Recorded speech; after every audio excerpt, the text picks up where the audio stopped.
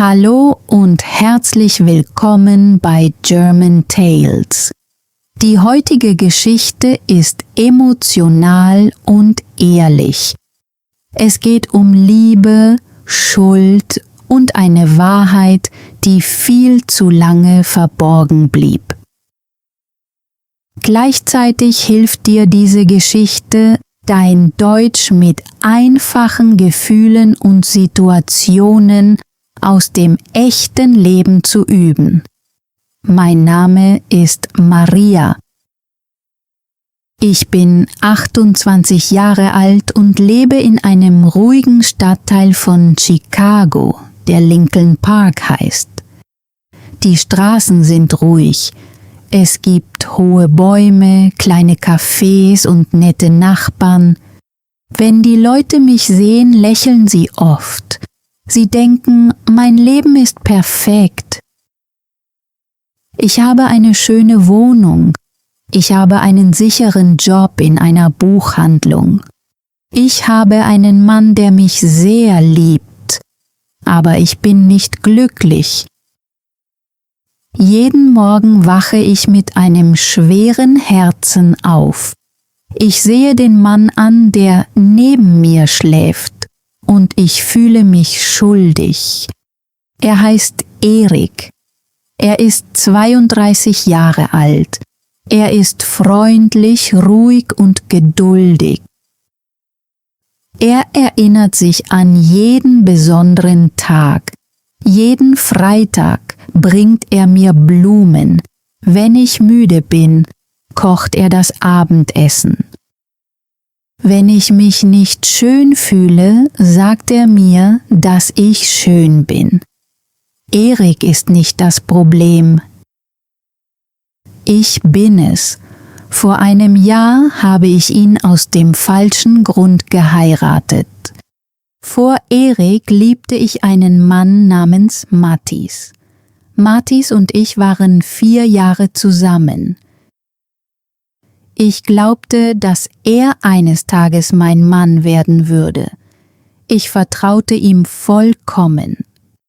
Dann sagte er mir eines Nachmittags, dass er eine andere Frau liebte.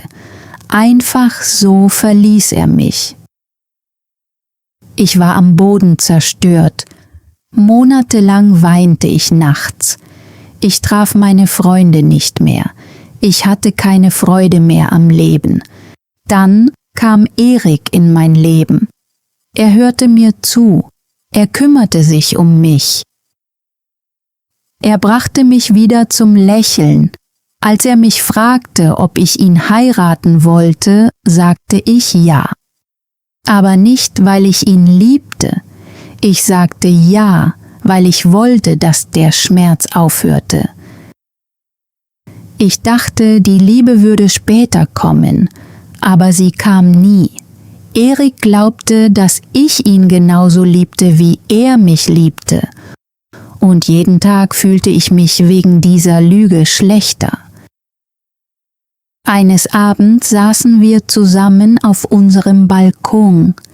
Der Himmel war voller Sterne und ein leichter Wind bewegte die Bäume. Erik hielt meine Hand. Maria, sagte er, ich weiß, dass dieses erste Jahr nicht immer einfach war, aber ich glaube, dass unsere Liebe stärker werden wird. Ich zwang mich zu einem Lächeln. Ich hoffe es, flüsterte ich. Er drückte sanft meine Hand. Ich kann warten. Meine Liebe ist stark genug für uns beide. Seine Worte taten mir mehr weh als Wut, denn er glaubte an uns. Und ich nicht. In der nächsten Woche plante Erik ein Überraschungsessen. Er kochte Pasta und Knoblauchbrot und zündete Kerzen im Wohnzimmer an. Leise Musik spielte im Hintergrund. Als ich die Tür öffnete, lächelte er. Willkommen zu Hause. Alles war wunderschön. Ich bedankte mich. Ich lächelte. Ich lachte sogar ein wenig, aber innerlich fühlte ich mich leer. Nach dem Abendessen gingen wir zu dem kleinen Park, in dem er mich gefragt hatte, ob ich ihn heiraten wollte. Er zeigte auf einen alten Baum. »Erinnerst du dich an diesen Ort?« fragte er. Ich nickte. »Hier habe ich dir versprochen, dich für immer zu lieben«, sagte er. Ich sah den Baum an und erinnerte mich an diesen Abend.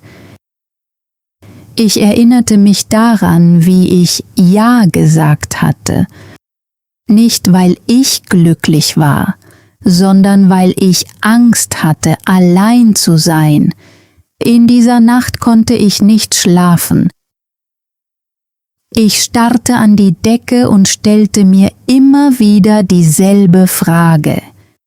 Wie lange kann ich noch so tun, als wäre alles in Ordnung? Am nächsten Morgen rief mich meine beste Freundin Jennifer an. »Du klingst müde«, sagte sie. »Das bin ich. Was ist los?« Dieses Mal konnte ich nicht lügen. »Ich liebe Erik nicht«, flüsterte ich. Jennifer wurde still. Dann fragte sie, »Hast du ihn jemals geliebt?« Ich schloss die Augen. »Nein. Warum hast du ihn dann geheiratet?« »Weil ich einsam war, weil ich Mattis vergessen wollte.« Jennifer seufzte.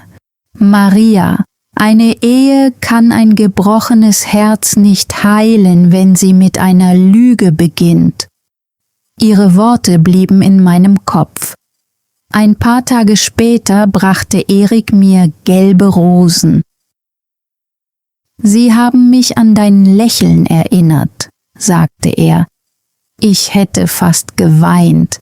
Er gab mir immer wieder Liebe, und ich gab ihm nur Schweigen. Dann lächelte Erik eines Morgens beim Frühstück und sagte, »Vielleicht sollten wir darüber nachdenken, ein Baby zu bekommen.« Ich erstarrte.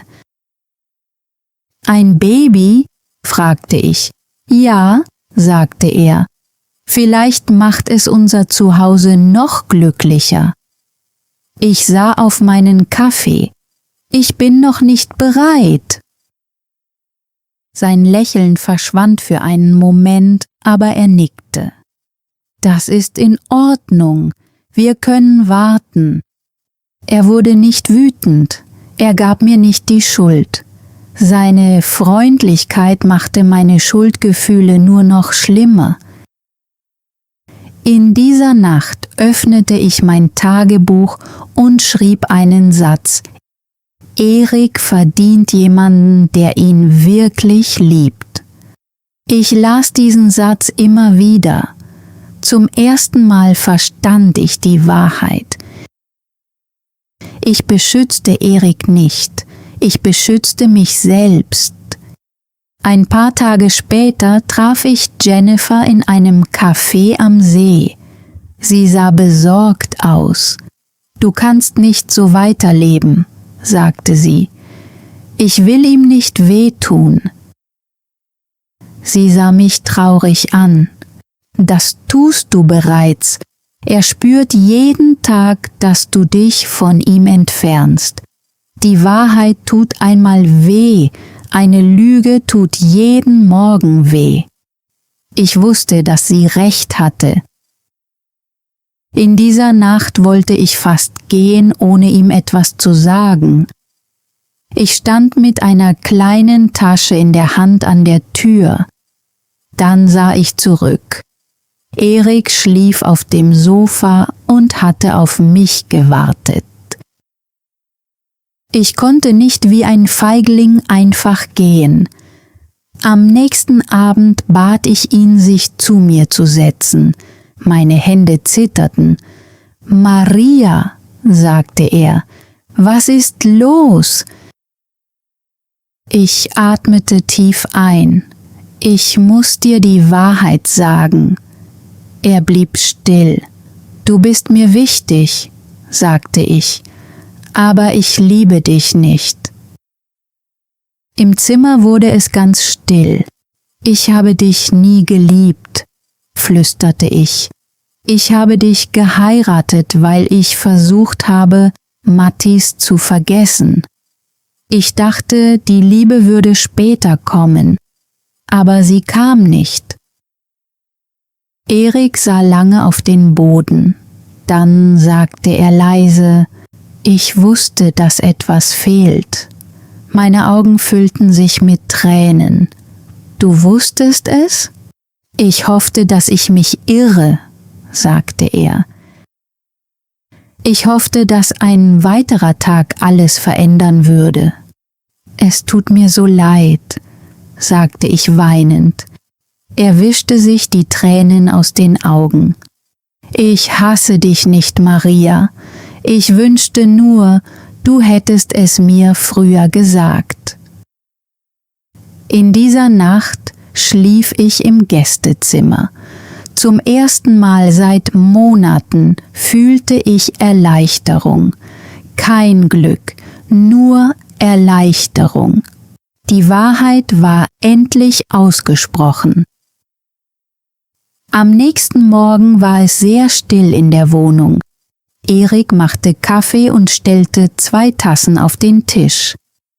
»Guten Morgen«, sagte er leise. »Guten Morgen«, antwortete ich. Wir tranken unseren Kaffee schweigend. Die Stille tat weh, aber wenigstens war sie ehrlich. Nach dem Frühstück ging ich zur Arbeit in die Buchhandlung. Ich stellte Bücher in die Regale. Ich half den Kunden, das zu finden, was sie suchten. Ich beantwortete ihre Fragen mit einem Lächeln, aber in Gedanken war ich ganz woanders. Immer wieder dachte ich an Erik. Hatte ich sein Leben zerstört? Würde er mir jemals vergeben können? Als meine Schicht zu Ende war, wartete Jennifer draußen auf mich. Sie öffnete ihre Arme und umarmte mich. »Wie fühlst du dich?« fragte sie. »Ich weiß es nicht«, sagte ich ehrlich. »Ich fühle mich schuldig, aber ich fühle mich auch leichter.« Jennifer nickte. »Das ist verständlich«, sagte sie. »Die Wahrheit kann wehtun, aber eine Lüge kann viel länger wehtun.« Wir gingen langsam durch den Park.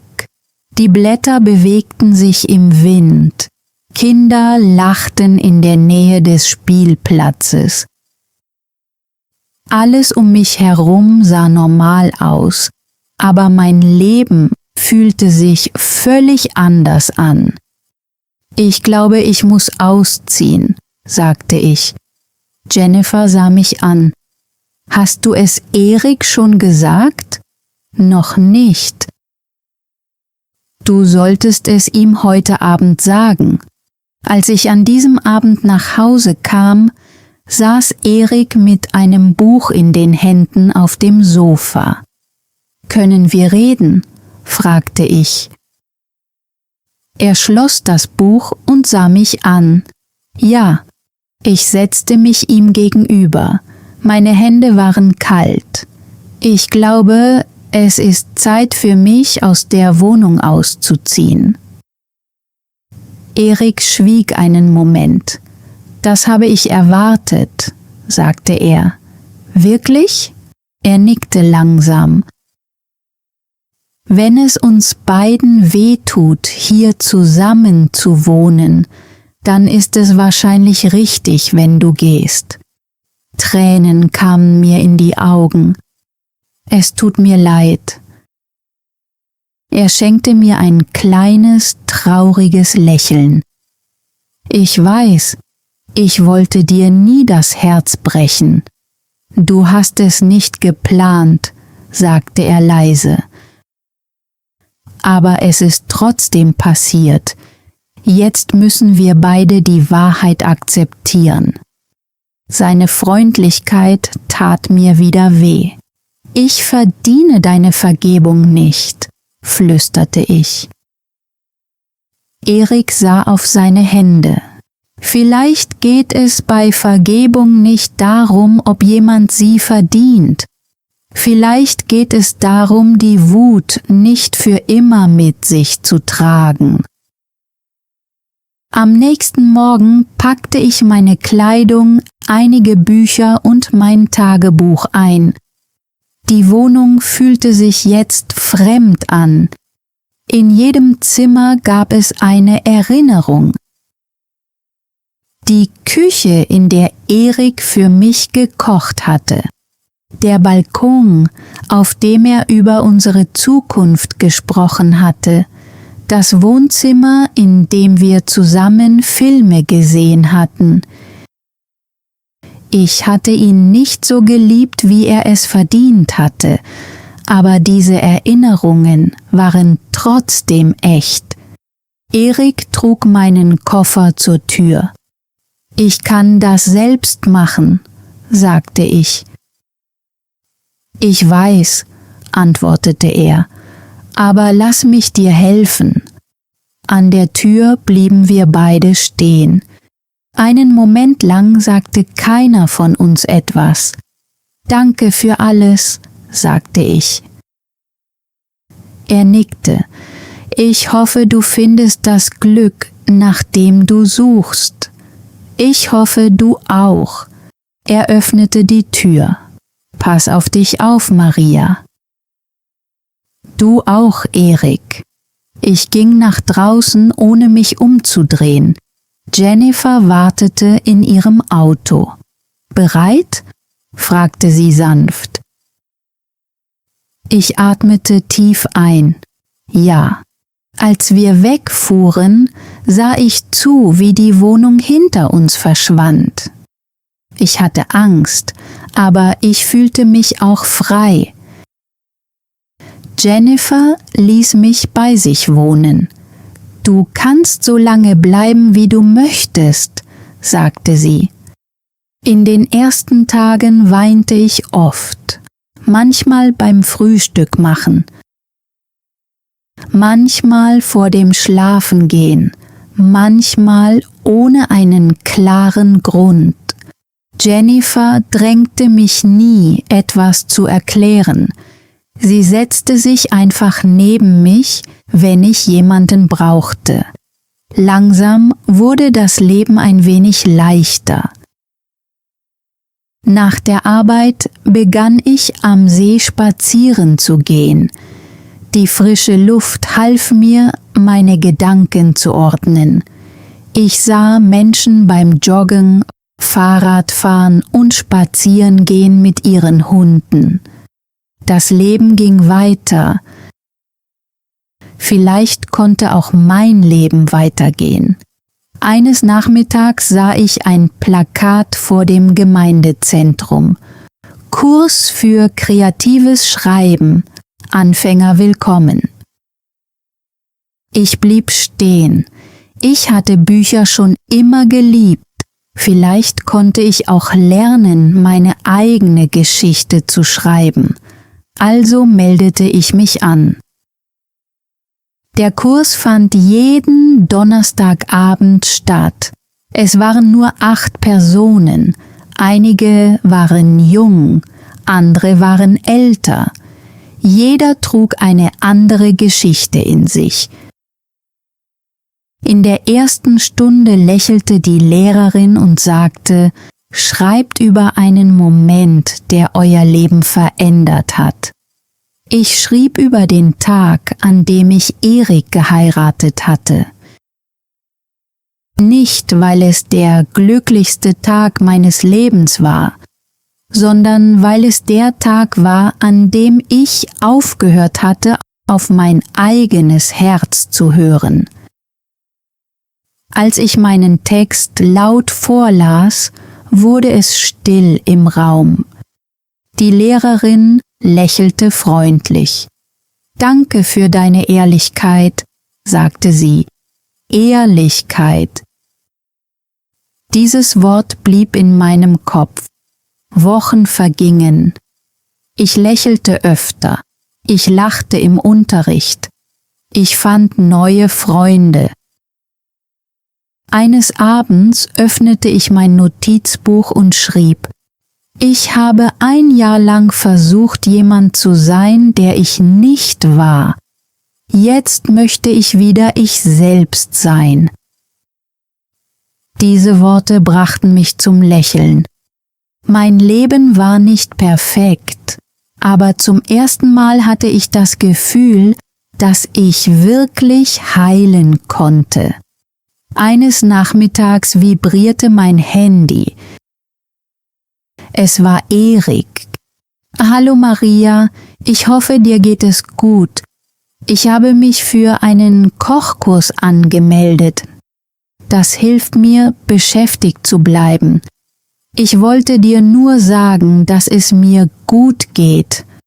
Du musst nicht antworten. Ich sah die Nachricht lange an, dann schrieb ich zurück: Danke, Erik. Ich bin froh, dass es dir gut geht. Ich habe mich für einen Schreibkurs angemeldet. Er hilft mir auch. Ich wünsche dir viel Glück. Eine Minute später antwortete er: Danke, pass gut auf dich auf. Das war alles. Keine Wut, keine Schuldzuweisungen, nur Freundlichkeit. Ich legte mein Handy weg und sah aus dem Fenster. Die Sonne ging über dem See unter. Zum ersten Mal seit langer Zeit fühlte ich Frieden.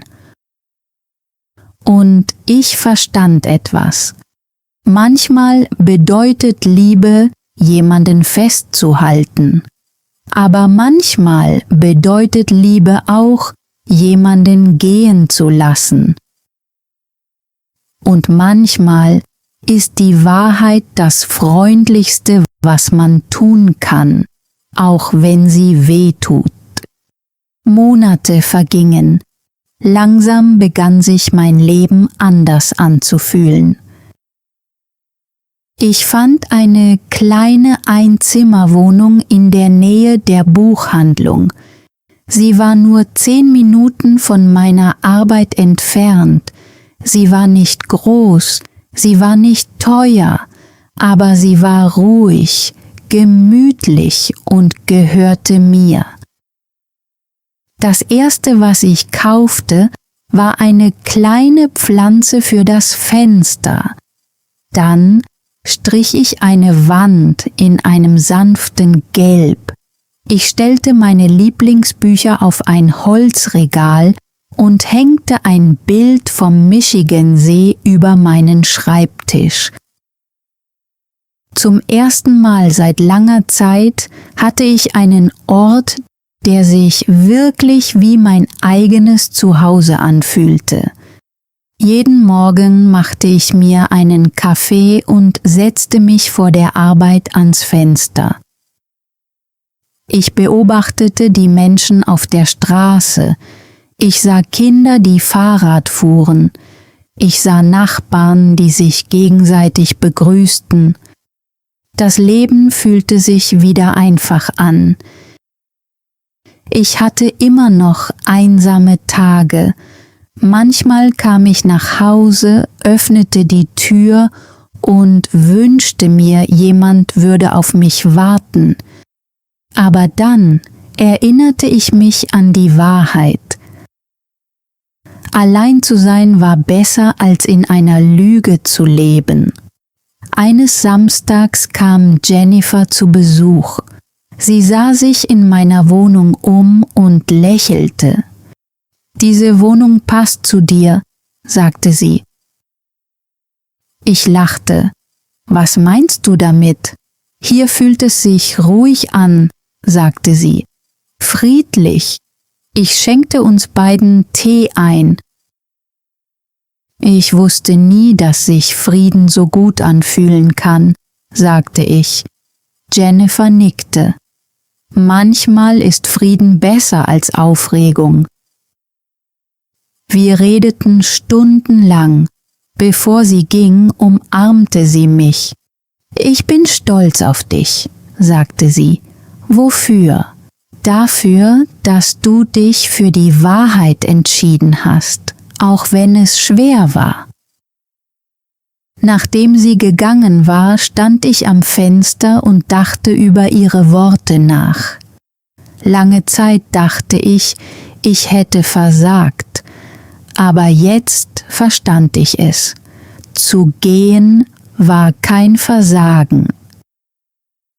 Für immer so zu tun, als wäre alles in Ordnung, das wäre Versagen gewesen. Ein paar Wochen später hatten wir das Abschlussprojekt in meinem Schreibkurs. Jeder musste vor der Gruppe eine persönliche Geschichte vorlesen. Als ich an der Reihe war, zitterten meine Hände. Ich atmete tief ein und begann. Ich las über ein gebrochenes Herz. Ich las über Angst.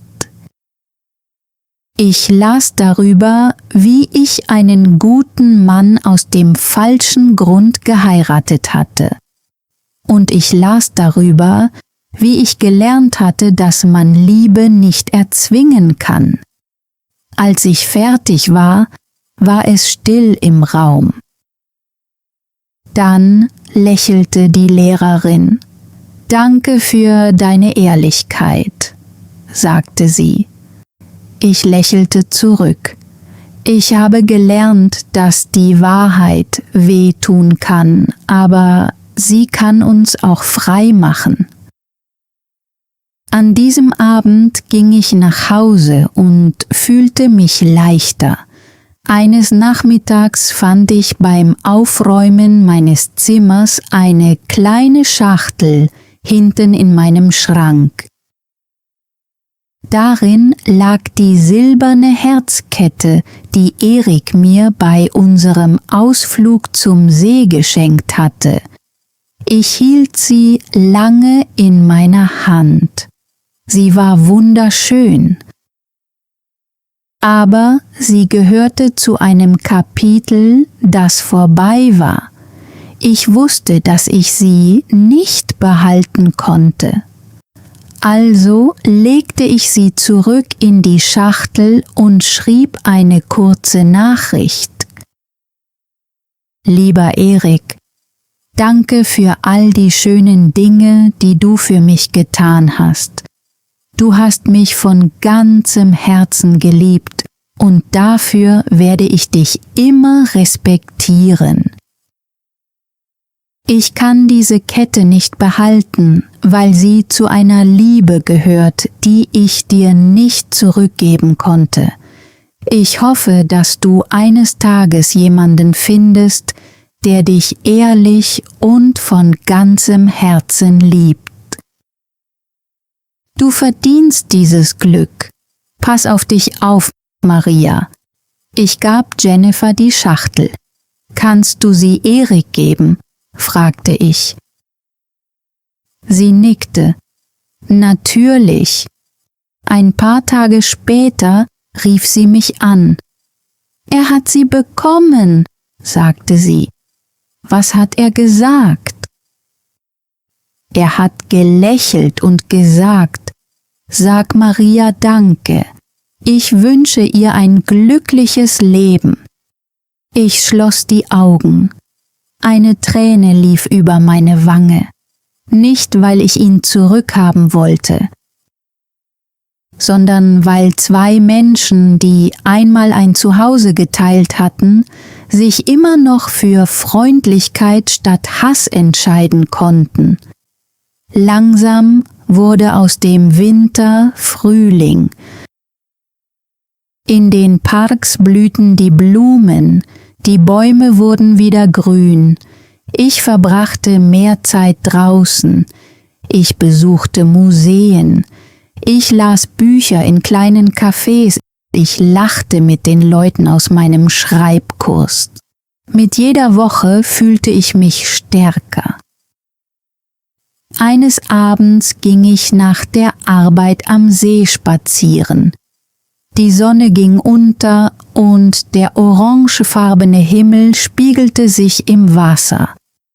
Ich blieb stehen und sah mein Spiegelbild an.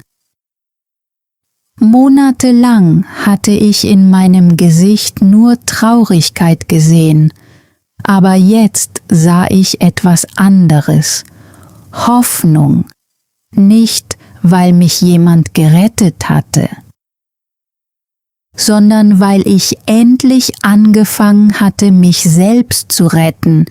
Ich flüsterte, Danke, nicht zu Erik, nicht zu Jennifer, zu mir selbst. Danke, dass du mutig warst. Danke, dass du die Wahrheit gesagt hast. Danke, dass du dich für ein schwieriges, ehrliches Leben entschieden hast und nicht für eine einfache Lüge. An diesem Tag verstand ich etwas Wichtiges.